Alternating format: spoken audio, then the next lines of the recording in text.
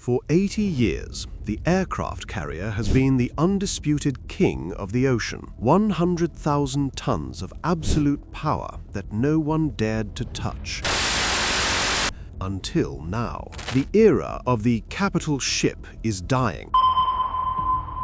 And it's not being killed by a rival fleet or a nuclear missile. It's being ended by something that costs less than a used car. Imagine thousands of cheap disposable drones overwhelming a $13 billion warship. Through sheer brutal mathematics, military strategists call it the Hellscape.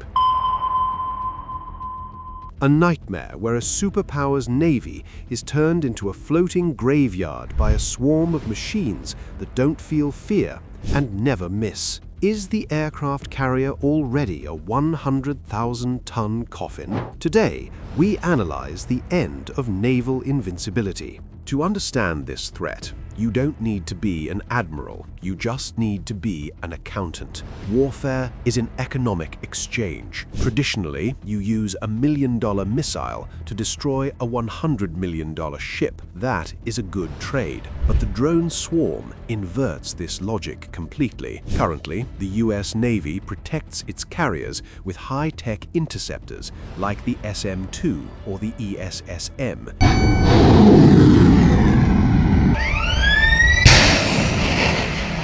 These are miracles of engineering, capable of hitting a supersonic target 50 miles away, but they cost upwards of $2 million per shot. Now, consider the attacker. An Iranian-designed Shahed 136 drone costs roughly $20,000. Do the math. An adversary can launch 100 drones for the cost of one defensive missile. This creates a saturation trap. Even the most advanced destroyer has a limited number of vertical launch cells, usually 90 to 96. If an enemy launches 200 cheap drones, the destroyer runs out of missiles long before the enemy runs out of targets. Once the magazines are empty, the billion-dollar warship is defenseless. It becomes a sitting duck. This isn't theoretical. We are already seeing the prelude to this hellscape in real waters. In October 2023, the theory became reality in the Red Sea. Houthi rebels, a militia, not a superpower, launched wave after wave of one-way attack drones at commercial shipping and US Navy destroyers. The USS Carney and USS Gravely engaged these threats. They performed brilliantly. They shot down virtually everything thrown at them. But the Pentagon noticed something disturbing. The Navy was firing multi-million-dollar missiles to shoot down glorified lawnmower engines with wings. In one engagement, the USS Carney reportedly fought off a swarm that lasted hours. This was described as the most intense naval combat engagement by a US warship since World War II. The Houthis were firing relatively small numbers, often uncoordinated. They were not a true swarm in the algorithmic sense. They were just a barrage. If a ragtag militia can force a US destroyer to expend millions of dollars in munitions, what happens when a near-peer adversary like China launches not dozens, but thousands?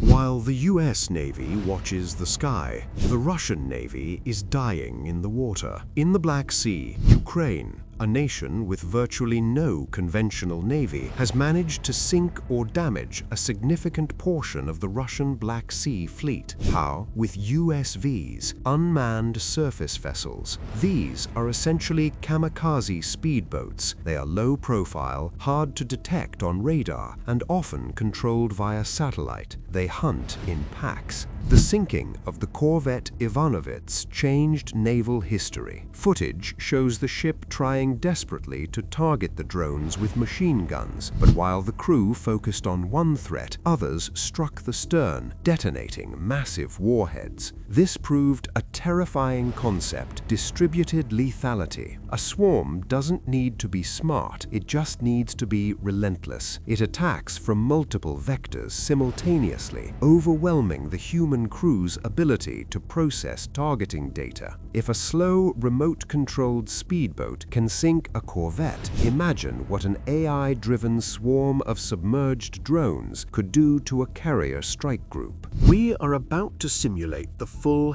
Hellscape scenario in the Taiwan Strait, a battle that could sink the US Navy. But first, if you want to stay ahead of the curve on military technology and future warfare, make sure to subscribe to HMS Sector. We analyze the threats that others ignore. Click the bell icon now so you don't miss our next briefing. Now, let's look at 2027. This brings us to the ultimate nightmare scenario, the Taiwan Strait. Admiral Samuel Paparo, head of US Indo-Pacific Command, has explicitly mentioned a strategy called Hellscape.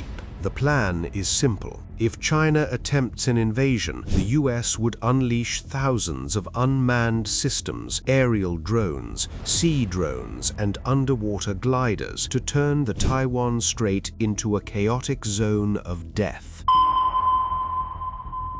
The goal is to make the invasion too costly to attempt, but China has its own version of Hellscape. Intelligence suggests the PLA is developing containerized swarms. These are innocent-looking shipping containers on merchant vessels that can open up to launch hundreds of loitering munitions instantly. In this scenario, a US carrier group wouldn't be fighting a single enemy fleet. It would be fighting the environment itself.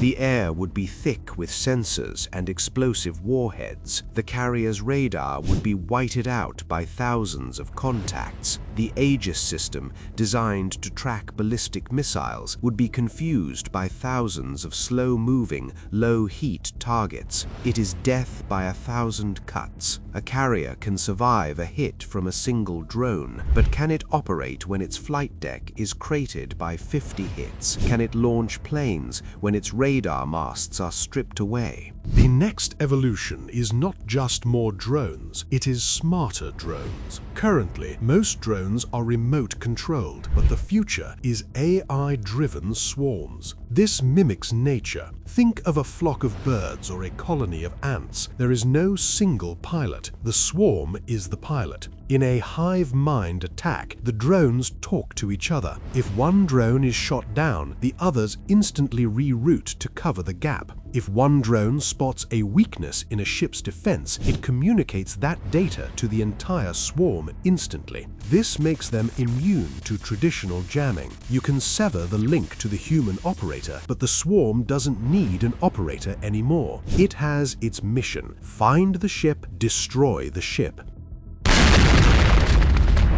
Once released, they are autonomous hunters. This removes the human bottleneck from the decision loop. The swarm reacts faster than any human captain can give orders. So, is the aircraft carrier obsolete? Not yet. The Navy is racing to adapt. If you can't use million-dollar missiles, you need weapons that cost pennies to fire. Enter directed energy weapons. The US Navy is deploying lasers like the Helios system and high-power microwaves. A laser moves at the speed of light and costs about $1 per shot in electricity. It never runs out of ammo as long as the ship has power. Microwaves are even more promising against swarms. A laser has to burn drones one by one. A high-power microwave pulse works like an electromagnetic pulse. It can fry the electronics of an entire swarm in a single burst. But there is a catch. These weapons are short range. They are the last line of defense. If you're using lasers, the drones are already dangerously close, and weather matters. Lasers lose power in rain, fog, or heavy sea spray. Relying on experimental tech to save a $13 billion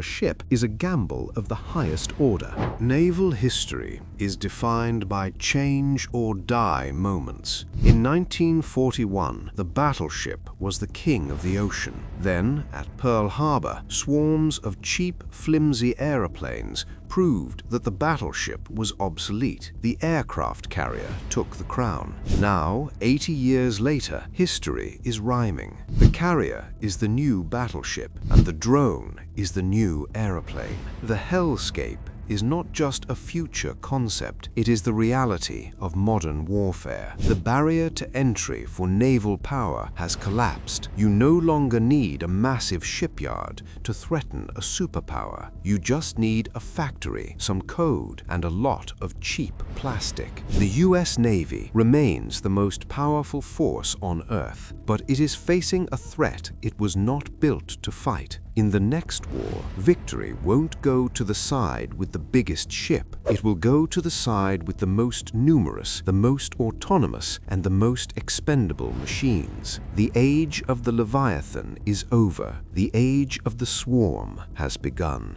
What do you think? Can technology like lasers save the aircraft carrier, or are we witnessing the end of the supercarrier era? Let me know your analysis in the comments below. If you found this briefing valuable, make sure to like and subscribe for more deep dives into the future of warfare. Stay vigilant.